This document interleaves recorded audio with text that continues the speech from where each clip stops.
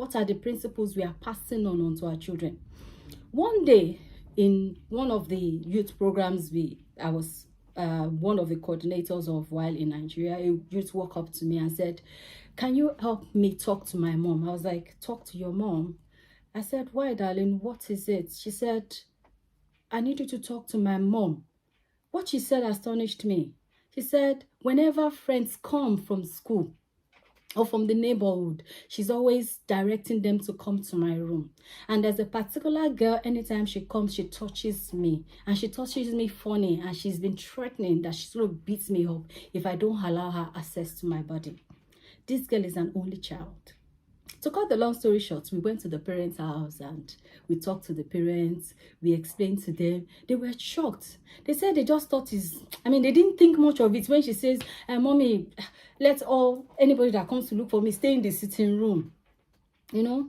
So I want to ask us, how do we listen to our children? What are we listening? Do we listen to what they are saying and what they are not saying? What they are not saying is powerful. I'll start by asking you, what do you understand by listening? Listening is not hearing. Listening is just taking in sound without effort to perceive it, to perceive what it means. Many times we say, "I've heard you now." I've heard you. But did you really hear? What did you hear? Sometimes the children will say, "Mommy, did you hear me?" And you're like, later you say, "What did that child say? What did she say?" And you can't even remember because you were not listening. So what is listening? Listening is purposeful, is focused, requires attention, concentration to understand what the speaker, what your teenager is telling you. It requires effort. Paying attention is like you're trying to understand what the other person is trying to tell you, to decode from it what they are saying. The tone of their voice, you check. Their body language, the tone of their voice, their body language speaks a language which you need to decode. Verbal message and non-verbal. It requires you to be intentional and not accidental in the way you listen to your children. When we parents don't listen intentionally, it sometimes boils down to maybe we are busy, we are being overprotective, thinking that by not allowing them to do certain things, we are protecting them. But half of the time, they end up doing that thing and we face the consequence. It falls on us to now correct it. Have you heard kids say, "All she will do is shout"? Yes, you shout. You too shout. Too much, you shout. Many of us are in the shouting moms club. I'm guilty, but I'm out of that club. I don't shout again. I don't shout. Let me be sincere. So, how can we be good listeners to our teenagers? What are the signs? What are the things we can do?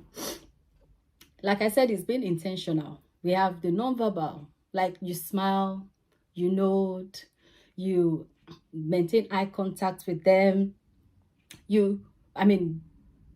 I can remember while growing up, my mom can use her eyes to say a full sentence without actually opening her mouth. Full sentence with her mouth, with her eyes.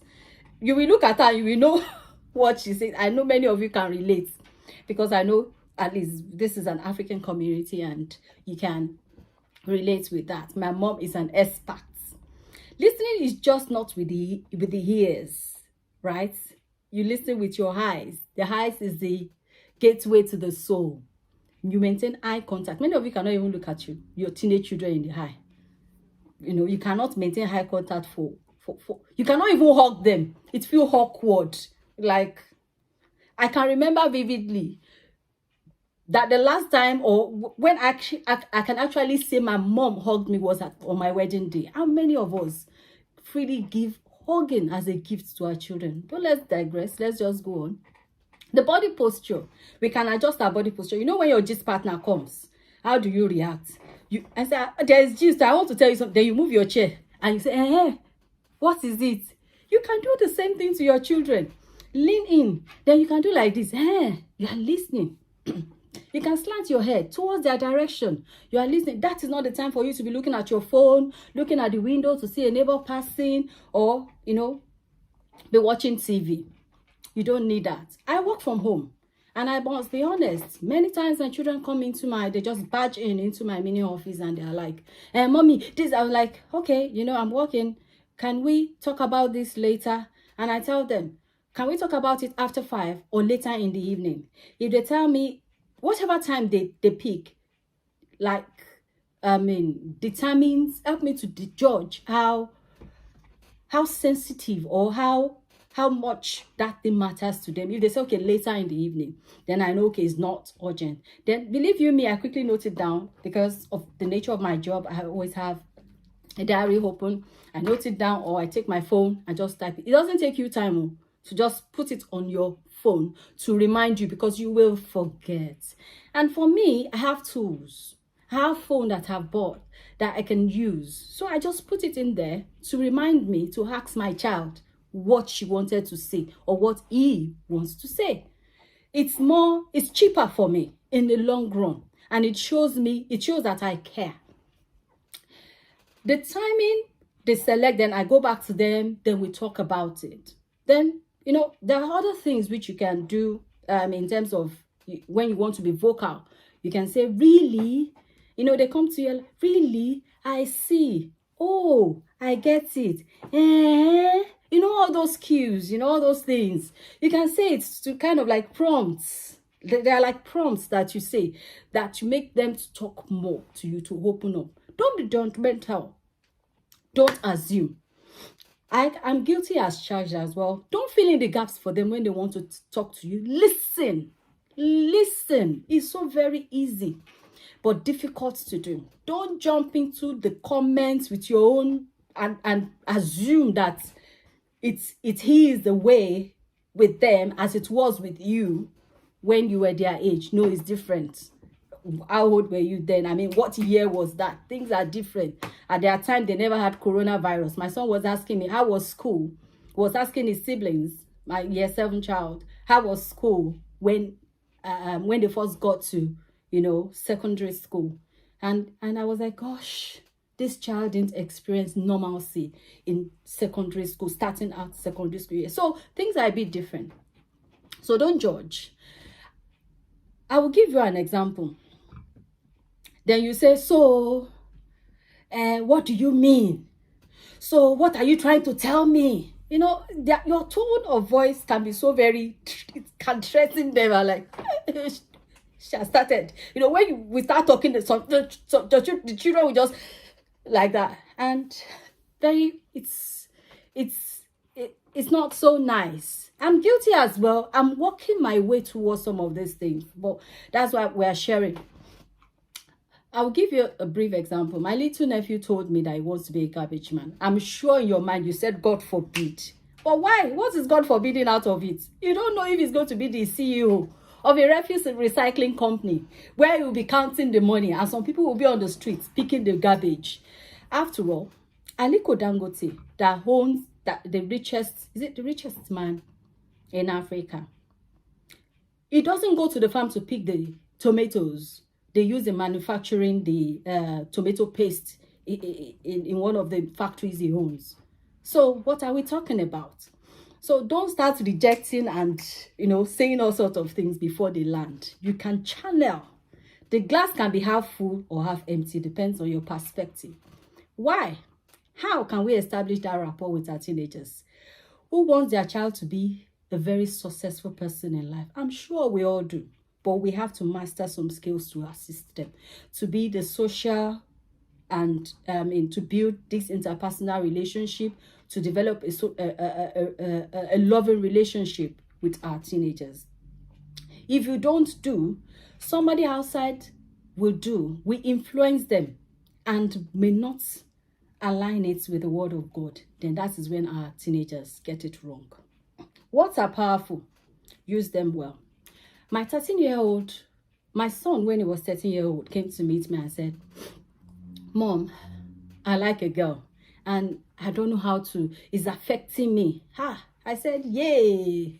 I laughed. I said, yay, my son is growing up. Oh, you will expect that I was during my days. I can't tell my parents that they will beat you. You can't even. You don't have the effrontery to say that.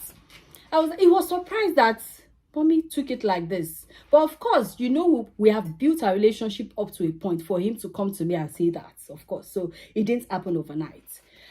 Remember, my passion is to help my son walk through that landmine of emotion that he's feeling and come out in flying colors. I needed to show him my maturity and to also tell him that I empathize, that I was once a teenager, so I know how it feels. I don't know who amongst you here, those listening to me, that will say they've never liked a boy when they were a teenager. That's a lie.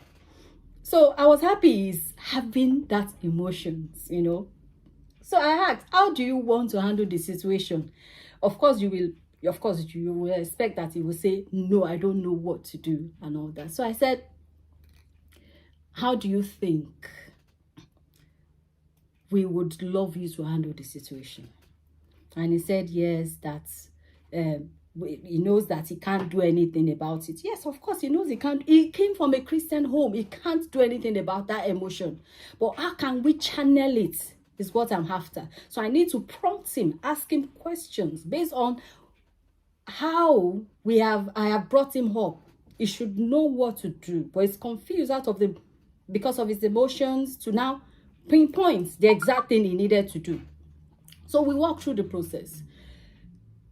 And one thing which I want us to realize is that you need to repeat back to them sometimes what they've told you. You just don't assume that you've heard the right thing. Did you just tell me that you like a girl? It's different from the, hey, did you just tell me that you like a girl? You know, it's different. So I don't solve the problem for them. In fact, one of the things which I've enjoyed is I don't solve problem for them. I ask them, what do you think we can do? Because I don't know it all. So it gives them space to explore their thinking and come up with solutions, most especially when the subject is that sensitive. It can make or mar your relationship with your child, or if you're a guardian to any child you're taking care of. Don't start dishing it out. Okay, you know what to do. Let us think out the process, because each child is different. How your parents handle you can't handle them that same way, because they're different. And I would say that in allowing them to think through situations, you're raising a man, not a mama's boy. So don't use words like, don't think that they are kids and they can't think. Then don't interrupt them, for goodness sake. When you interrupt them, you are saying they don't matter. Then they learn to shut up, to shut down wherever you are. We don't want that. You know, very soon, the game will change. Why? Because they will now become adults, successful, bigger, richer, influential, and they will pay you back. So I need parents to start paying forward now. Listen, this way you are building up character, you are building up confidence, you are helping them in their decision-making process. And one thing which I also did was I got help for him because he was in a boarding house. So I have already identified his housemaster as a father figure and, you know, of like mind. I spoke with him and were able to help him through that process. Ask him years later, he doesn't like the same girl again. So what are we talking about? So don't wait till your kids get to this stage before you know who to run to. Plan. When you give birth to a child, you start looking for hospital to register. Not that the child is sick, but you want to put things in place. So why not look around? I have walked through many landmines with Buki several times with her children. We pray together. We put each other into the hands of God. So who do you talk to? I don't mean gossip about your children, but I'm talking about people that you can rely on to give you advice in season. We sometimes cannot handle it ourselves because we are going through things in our lives, right? I have been a teens teacher for a long time, but sometimes I have issues of my own I'm dealing with. And, when somebody helps you out to try and sort out the emotions you are feeling and help your child out, then it becomes easier. Sometimes our pastors know how to pray, but they can't actually help this process we are talking about. So look for who can assist you ahead of time. And sometimes your spouse is as clueless as yourself. They don't know what to do as well. My husband didn't even respond. So it can be that bad. So why is it important for us to do all these things? It makes us approachable. It makes us, our children want to talk to us. It will be funny. When I sit down with my children, we can talk for hours. We always have something to talk about. But leave them in the room with their dad. Silence will dominate. In fact, everybody will start watching TV. So it helps to develop trust between you and your children. They open up to you. Then to help them to make important decisions in their. You won't be with them forever. They're going to stand alone by themselves one day. Will they keep running to you? Then their wife will say that you didn't do a good job.